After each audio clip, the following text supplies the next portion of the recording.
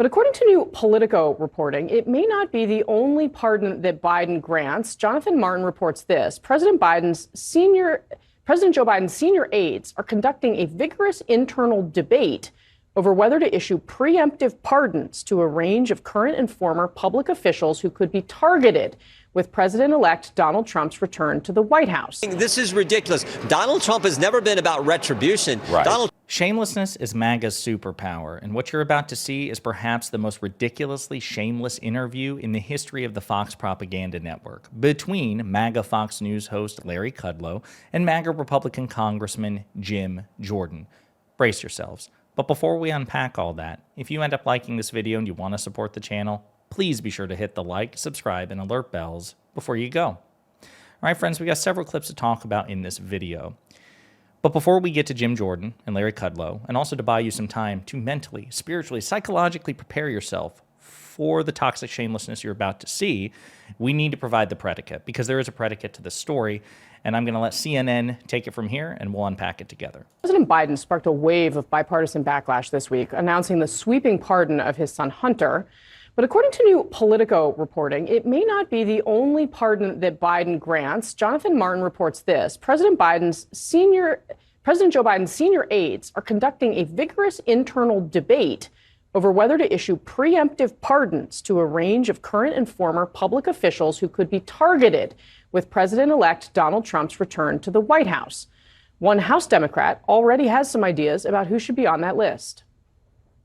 Jack Smith's name is on my list. Liz Cheney's name is on my list. I think that they all should be preemptively pardoned because I think there are people who Trump may bring into this government who will go after these people in a serious way, and there's no need to subject them to that.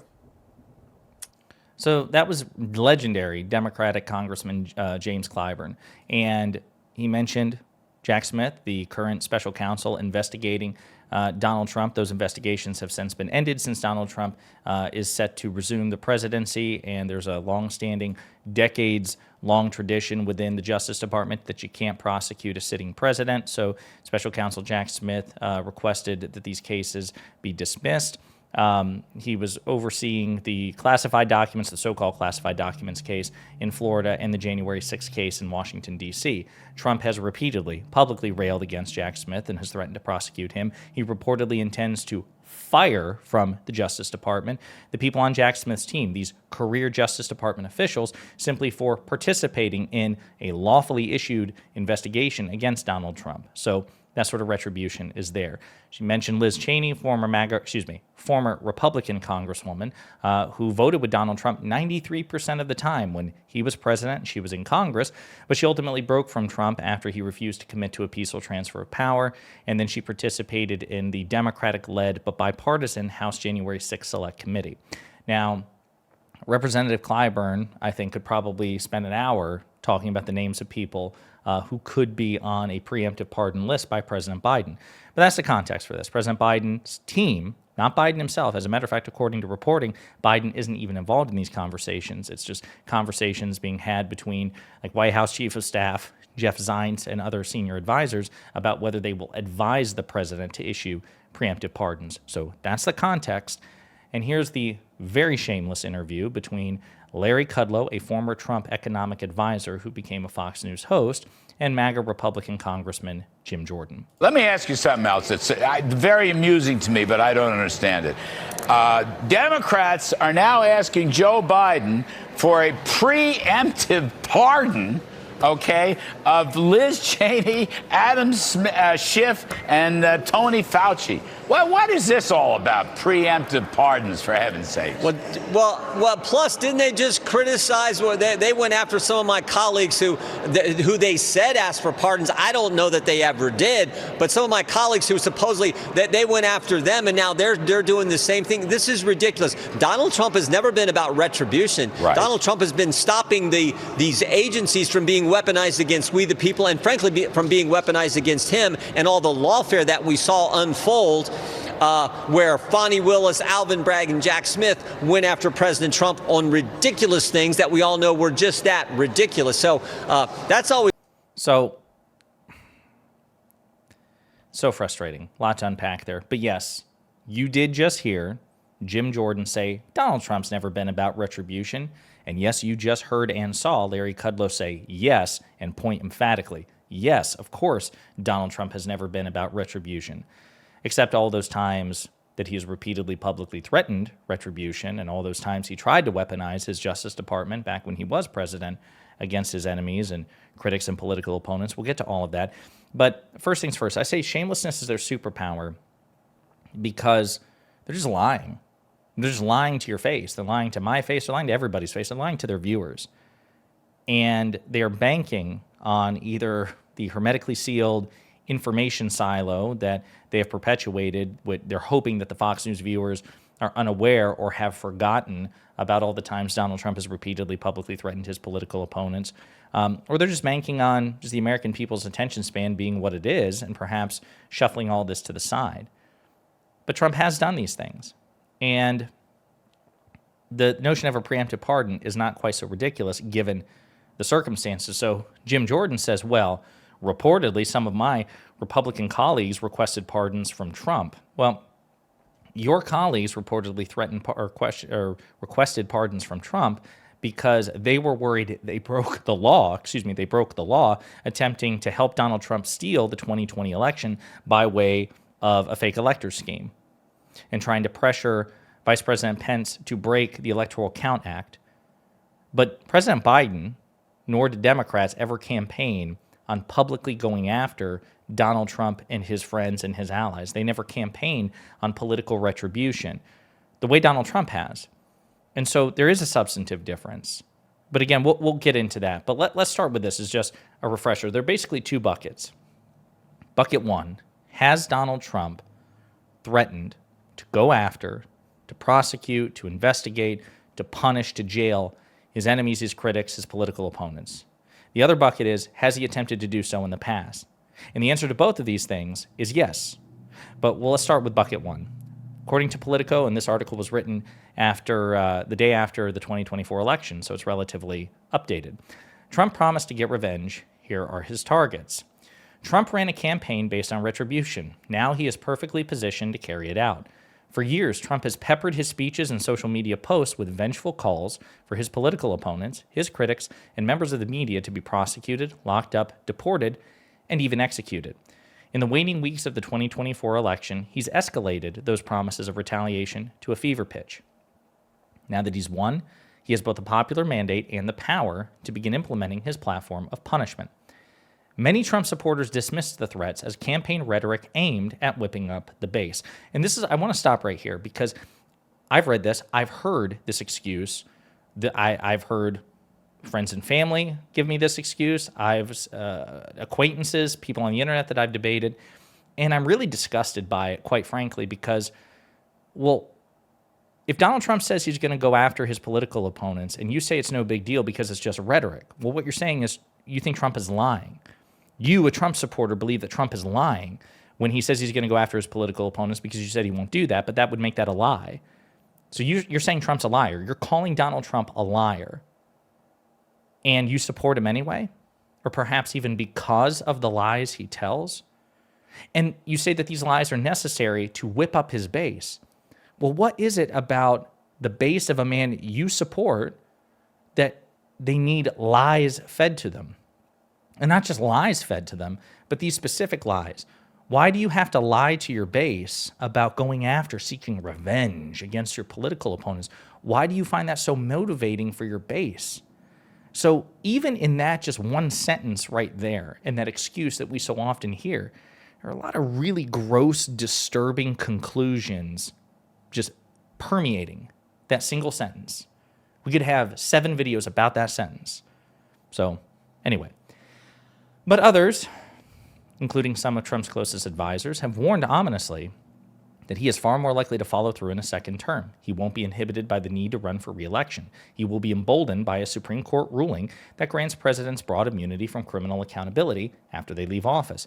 And he's expected to be surrounded by aides more willing to dispense with norms to carry out his wishes, like perhaps Kash Patel, Donald Trump's nominee to be director of the FBI, who is also, according to videos that we've talked about and that I've done in the past here on this channel, he has repeatedly publicly called for the prosecution of Donald Trump's critics and enemies and political opponents.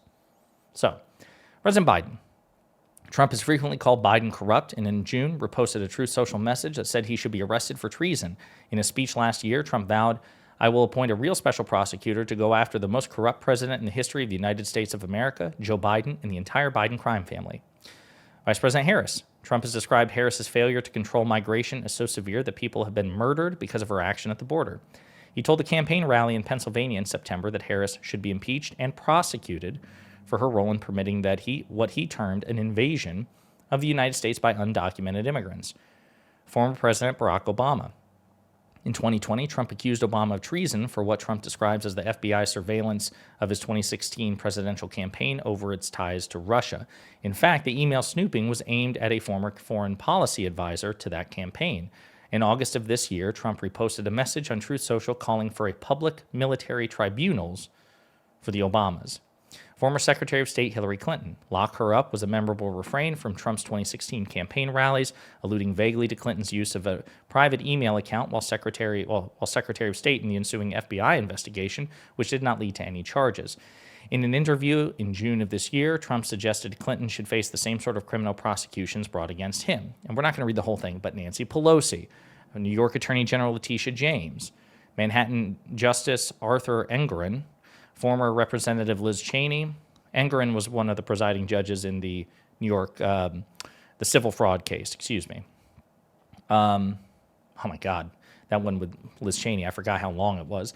Special Counsel Jack Smith, Manhattan District Attorney Alvin Bragg, former chair of the Joint Chiefs of Staff Mark Milley, former FBI Director James Comey, Hunter Biden, and the rest of the Biden family. Perhaps that is one of the many reasons why President Biden pardoned his son Hunter. Oh my God, we're going to keep scrolling for days. Lisa Page, Peter Strzok, who were part of the Mueller investigations, Representative Adam Schiff, Mark Zuckerberg, who's the founder of Facebook. Oh my God, and so on and so forth. The bottom line is, Trump has repeatedly, publicly threatened to go after his political opponent should he win the presidency. He has now won the presidency. And anyone who pretends Trump hasn't threatened to do these things is a liar or a moron or perhaps both. Then the question is that second bucket. Well, when he was president, okay, sure, it would be a lie to say that he hasn't threatened to go after his political opponents. Okay, he has. But did he try in round one? Well, first things first. Let's pretend he didn't. He did. Spoiler alert, he did. But let's pretend he didn't. That still doesn't mean that he wouldn't in term two, because Donald Trump of term one and Donald Trump of term two, very different people. So simply because he didn't go after his political opponents in round one, which he did. But even if he didn't, that still wouldn't mean that he wouldn't necessarily do it in round two. So even that excuse is ridiculous. But fortunately, or unfortunately for us, Trump did go after his political opponents and tried to in really meaningful ways when he was president. The New York Times did this op-ed, this expose about this months ago, but it was in 2024. As president, Trump demanded investigations of foes. He often got them. There's a really lengthy article going in intimate detail written at the New York Times. And then there's a companion piece to it, too. Here are the cases of Trump rivals who were subject to investigation. Trump and his allies have suggested that his constant threats to prosecute rivals and perceived enemies, if he's going to be elected again, should not be taken literally. But as president, Trump tried repeatedly to use the powers of the federal government to investigate or penalize those he considered foes. While some of them had engaged in conduct that made them legitimate targets of inquiry, there was no legal basis for the investigation of many. None were ultimately put behind bars, but they had to fend off criminal investigations, civil suits brought by the Justice Department, and other forms of government pressure. So they give examples and go into detail. James Comey, the Republican former director of the FBI. Andrew McCabe, the former deputy FBI director. Peter Strzok, again, former investigator in the Mueller investigation.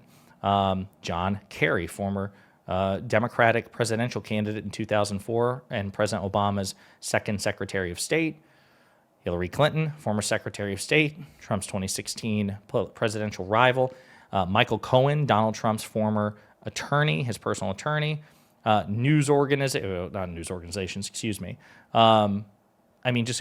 Bolton, former national security advisor for Trump.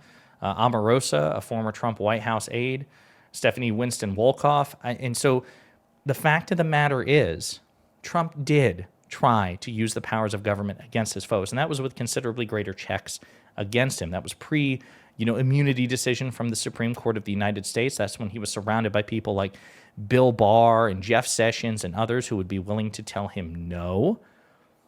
And the fact, again, that he tried and often failed doesn't change the fact that he tried. We don't give an attempted murderer a pat on the back and say, it's okay, kid, I guess we can't call you a murderer because you tried and failed, so no harm, no foul. No, we look at them pretty much as harshly as we do an actual murderer. If you try to commit a murder and you fail, you don't get credit for not having actually gone through with the murder because you wanted to, you tried, it's just that you failed to do so. It's the same thing here. There's no logical basis to pretend that Donald Trump isn't making an active threat, and hasn't been an active threat, to Democrats, to President Biden's family, to the Obamas, and on a more painfully blatant, partisan, cruel basis than anything we have ever seen from the Democrats. So the predicate is there. The reasons for these potential preemptive pardons are there, and they are plentiful and they are robust. So the question is, what's he going to do? I don't know. It's a tough call because I understand the optics of it. You know what's going to happen. It's a damned if you do, damned if you don't in this media ecosystem. If President Biden pardons Liz Cheney, Adam Schiff, Jack Smith, and others, it will present to the American people, or at least right-wing media and the Republicans are going to do their damnedest to present it this way, as proof of crime, proof of guilt. And if President Biden doesn't do that because, oh my God, I don't want these people to come off guilty, I don't want the perception of them to be seen as guilty, well, then they are totally exposed to some serious lawfare from Kash Patel and Donald Trump's second vengeful administration. This is where it really sucks to be Democrats in this environment because of the asymmetrical expectations imposed on Democrats by Republicans and an asymmetrical media landscape. These options look bad no matter what. So if you ask me, quite frankly, my gut says in these really two bad situations, I would lean more towards the preemptive pardons than not because the substantive predicate is there. And if he doesn't do it, there's a risk. And if he does it, there's a risk. So you might as well just do the right thing, even if it's going to, cause you flack. But I don't know what Biden's going to do. I don't even know if this offer or if these options are going to be actually presented by White House Chief of Staff Jeff Zients to President Biden. It may not make it out of the preliminary discussions. They may say, no, this isn't worth it. We're not going to bring it to the president. But the president should seriously consider it because the reasons are there.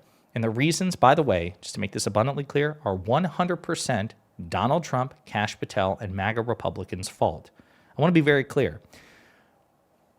It is perfectly fair for Republican presidents to investigate people who happen to be Democrat. I believe it's perfectly fair for Democratic presidents to investigate people who happen to be Republican. I think it's okay for people's political opponents to be investigated, but not if that's a crusade. So, for example, I think that it was perfectly legitimate for Donald Trump to be investigated by Joe Biden's Justice Department, even though Biden and Trump were political opponents. That is okay. But if you make it your mission that the goal is I am going to go after these people, these specific people, because I don't like them, because they're critics, because they're enemies, because this is retribution, this is vengeance, as Trump himself has repeatedly said it, that makes it not okay. I don't think that we should pardon or excuse potential unlawful actions simply because they are committed by people on the opposite side of the current administration. And I think that has to go both ways. But there's a fine line here. You can be willing to investigate Republicans or Democrats who break the law. But when you go out of your way to say that this is going to be a witch hunt, this is a fishing expedition, this is a mission to get certain people because you don't like them, that is indeed a witch hunt. That's not legitimate. And I think it's perfectly fair for the administration to take steps to protect those people from that sort of thing, even if it generates serious pushback, which I have no doubt that Fox and the Daily Wire and all these right-wing outlets and Republicans will attempt to create. But that's just my opinion. Let me know what you think in the comments.